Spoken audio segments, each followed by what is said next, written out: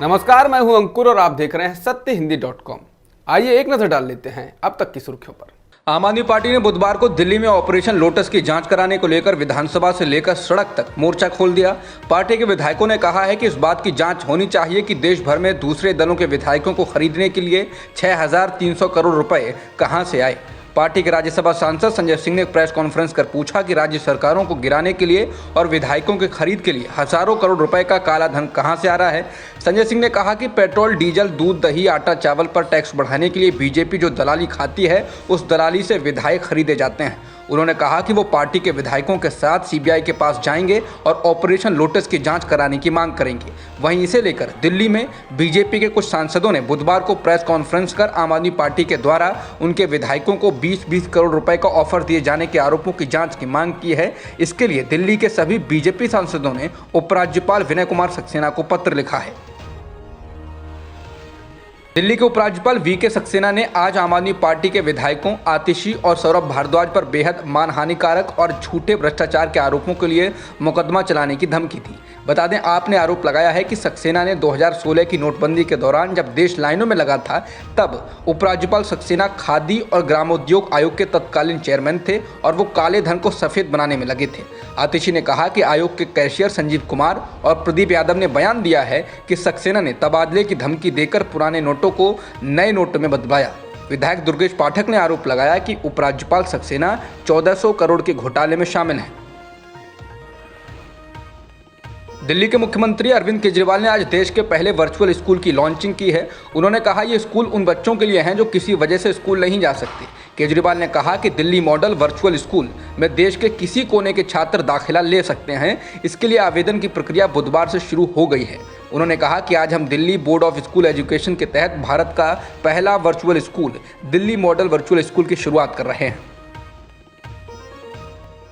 दिल्ली सरकार के नए स्कूलों को लेकर बुधवार को आम आदमी पार्टी के नेता सौरभ भारद्वाज और बीजेपी के नेता गौरव भाटिया आमने सामने आ गए। इस दौरान दोनों के बीच जमकर बहस हुई। इसका वीडियो सोशल मीडिया पर वायरल है। दोनों नेताओं का बुधवार को दिल्ली के एक स्कूल में आमना सामना हुआ। गौरव भाटिया ने कहा वो वादे के मुताबिक बुधवार सुबह 11 बजे सौरभ भारद्वाज से 500 नए स्कूलों की सूची लेने के लिए कौटिल्य विद्यालय पहुंचे थे, लेकिन बार बार सूची मांगने पर भी प्रवक्ता ने सूची नहीं दी और 2 पुराने बने स्कूलों को अपना बता दिया। भाटिया ने कहा कि आम आदमी पार्टी ने 500 नए स्कूलों को बनाने का वादा किया था, लेकिन धरातल पर एक भी स्कूल नहीं बनाया। भाटिया ने कहा कि सौरभ भारद्वाज उन्हें 2 स्कूलों में लेकर गए। पहला पुराना स्कूल केजरीवाल सरकार के द्वारा नहीं बनाया गया है, जबकि दूसरा स्कूल अभी बन ही रहा है। उन्होंने कहा कि इनमें से एक स्कूल 1967 में बना था। जबकि आम आदमी पार्टी के विधायक सौरभ भारद्वाज ने कहा कि बीजेपी नेता गौरव भाटिया इतने डर गए कि वो स्कूल के अंदर जाने तक की हिम्मत नहीं जुटा पाए। विधायक ने कहा कि उन्होंने भाटिया से कहा है कि अभी तो 498 स्कूल और देखने हैं, चलिए, मगर वो नहीं माने और भाग गए। इस दौरान वहां आसपास खड़े लोगों ने भी नारेबाजी शुरू कर दी और थोड़ी देर में गौरव भाटिया अपनी कार से वापस चले गए।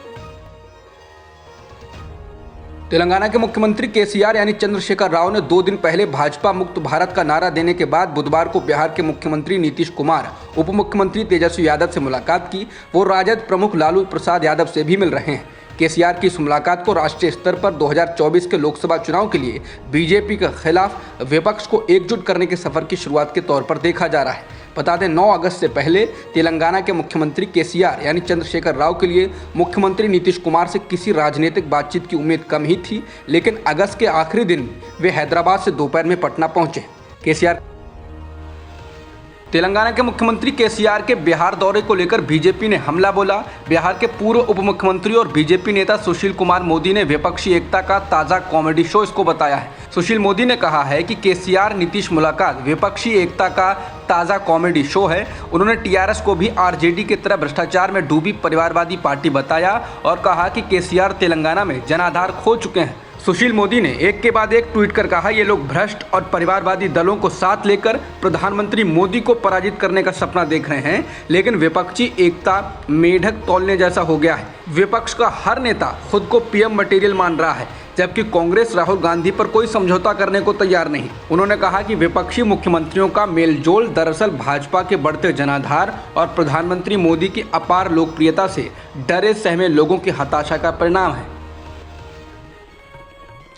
पंजाब के तरन जिले में एक चर्च में हुई तोड़फोड़ के बाद माहौल तनावपूर्ण हो गया है। यहां मंगलवार रात को कुछ लोग एक चर्च में घुस गए और चर्च में रखी जीसस और मैरी की प्रतिमा तोड़ दी।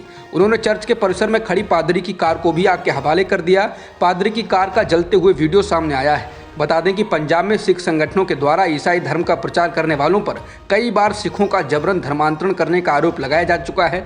सीसीटीवी फुटेज से पता चला है कि 2 व्यक्ति रात को दीवार फांदकर चर्च के अंदर घुसे और उन्होंने इस वारदात को अंजाम दिया। पुलिस के तमाम आला अफसर मौके पर पहुंच गए हैं और वारदात को अंजाम देने वालों की तलाश कर रहे हैं। ये घटना तरन जिले के पट्टी विधानसभा क्षेत्र के थकरपुर गाँव में हुई है। आगामी अक्टूबर महीने में होने जा रहे कांग्रेस अध्यक्ष के चुनाव को लेकर सांसद मनीष तिवारी ने सवाल उठाए हैं।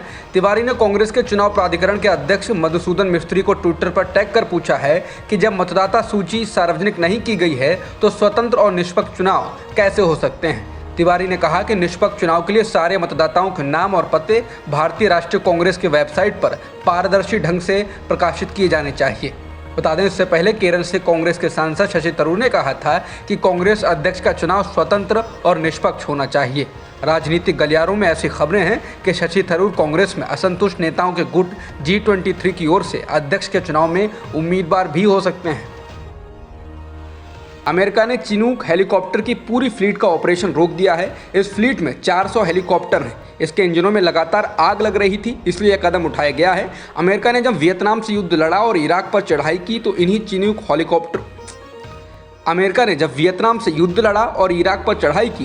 हेलीकॉप्टरों का इस्तेमाल किया गया था। विश्व मीडिया में इस हेलीकॉप्टर की कहानियों की ज़बरदस्त मार्केटिंग होती रही है। अमेरिका के चिनूक हेलीकॉप्टर 60 साल पुराने हैं, लेकिन भारत ने 2020 में 15 हेलीकॉप्टर खरीद लिए। 2 साल बाद ही ये बुरी खबर आ गई है। भारत की पहली प्रतिक्रिया ये है कि उसने अमेरिका से चिनूक के बारे में पूरी सूचना मांगी है। यानी भारत में इस जोखिम भरे हेलीकॉप्टर को हटाया जाएगा या नहीं, ये तस्वीर साफ नहीं है। हालांकि भारत का दिल इस हेलीकॉप्टर पर इतना आ गया था कि वो करीब 20 हेलीकॉप्टर अमेरिका से खरीदने वाला था। जाहिर है कि अब उस पर विराम लग सकता है। गुजरात हाईकोर्ट ने त्योहारों पर बूचड़खाना बंद करने के फैसले के खिलाफ दायर याचिका पर कहा है कि लोग 1 या 2 दिन मांस खाने से परहेज कर सकते हैं। बता दें, अहमदाबाद नगर निगम ने जैन त्योहार पर्युषण के मौके पर शहर के एकमात्र बूचड़खाने को बंद करने का फैसला किया।